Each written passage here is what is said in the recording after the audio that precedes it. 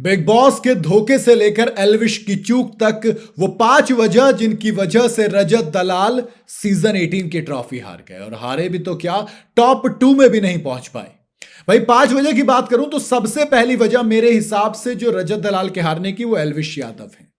आपने देखा होगा, पहले यूके राइडर को सपोर्ट किया था, वो हार गए थे। उसके बाद लव कटारिया को सपोर्ट किया, वो भी हार गए, और अब रजत दलाल की बारी थी, वो भी हार गए। लेकिन मैं कुछ और नहीं कहूंगा, मैं सिर्फ इतना कहूंगा, जो मीडिया के सामने बोल दिया ना कि हमें मीडिया की कोई जरूरत नहीं है, दोस्त इतना थोड़ा ज्यादा हो गया था। मीडिया ने कहा था कि आप घमंड में आ रहे हो, कहा कि घमंड वमंड कुछ नहीं है, नहीं है जरूरत आप लोगों की, हांड खाली नहीं हांडते फिरते हम, हमें बुलाया जाता है, ठीक है भाई, ठीक है तुम्हें बुलाया जाता है, बट ऐसे नहीं करना चाहिए था यार। फिर क्या होता है, मीडिया ने आपकी, फिर वो जो रजत दलाल की नेगेटिव वाली वीडियोस थी ना, वो अचानक से वायरल होनी शुरू हो जाती है, और कहीं ना कहीं आप मानो या मत मानो, बट मेरे हिसाब से एल्विश के वो एक स्टेटमेंट के बाद नेगेटिव माहौल बनना जो शुरू हुआ रजत के खिलाफ, वो बहुत ज्यादा भारी पड़ा। दूसरी वजह हारने की कुछ और नहीं कहूंगा, क्लियर कहूंगा कि बिग बॉस में कुछ ना कुछ तो दोस्त कांड हुआ है, वोटिंग में कुछ ना कुछ तो हेरा फेरी हुई है। क्योंकि आप सोचो ना, अगर रजत दलाल टॉप 2 में आके हारते, मैं क्लियर कुछ नहीं कहता, मैंने ठीक है चलो कोई बात नहीं भाई, टॉप 2 तक पहुंचा लड़का, आगे कोई बात नहीं। लेकिन एक लड़का जो कि लगातार नंबर 1 ट्रेंड करता है, लगातार बीबी किंग बनता है, फिर उसके बाद बिग बॉस का बॉस बनता है, बॉस में नंबर 1 पे जाता है, अचानक से कैसे वो नंबर 3 पे आ जाएगा यार? टॉप वाला बंदा नंबर 2 पे आएगा, समझ में आएगा, लेकिन टॉप वाला बंदा खिसक के बहुत ज्यादा नीचे आएगा, ये नहीं आया दोस्त समझ में मेरे, ये मेरे बिल्कुल समझ में नहीं आया।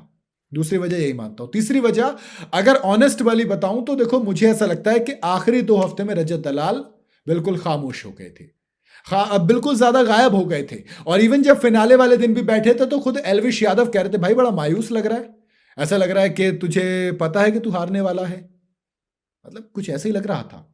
कहीं ना कहीं उनके चेहरे की मायूसी बता रही थी कि दोस्त कुछ तो उल्टा होने वाला है। ऐसा लग रहा था कि शूट पहले से कर लिया गया है कि कौन पहुंचेगा टॉप 2 में, और उसमें रजत दलाल का नाम नहीं है।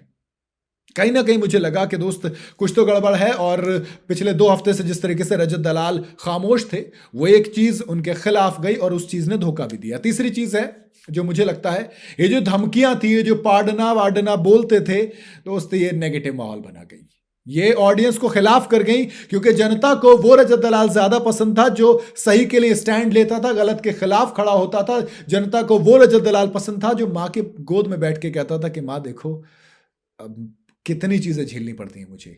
रजत दलाल की एक अलग साइड दुनिया ने देखी थी जो लोगों को बेइंतहा पसंद आई थी। लेकिन वो जो फिर पाड़ना पूड़ना हो जाता है ना टॉर्चर वाले टास्क के बाद से, वो कहीं ना कहीं रजत के बहुत ज्यादा खिलाफ चला गया, और जनता का ध्यान बाकी खिलाड़ियों पर चला गया।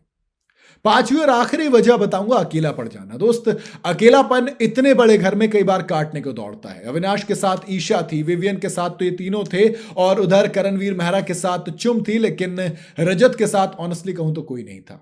रजत का जो भी दोस्त हुआ वो उस घर से बेघर हो गया, चाहे कशिश कपूर हो, ईडन यामिनी हो, सारा अरफीन खान हो, और आखिर में चाहत पांडे हो।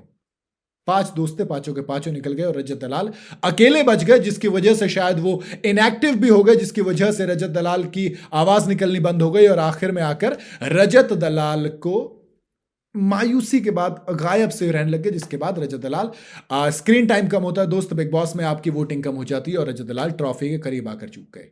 आपको क्या लगता है, इन 5 के अलावा कोई और भी वजह थी तो मुझे कमेंट में जरूर बताइएगा। वीडियो अगर आपको पसंद आई हो तो इसे लाइक और शेयर जरूर करें, और जाते जाते चैनल को फॉलो और सब्सक्राइब जरूर करते जाइएगा।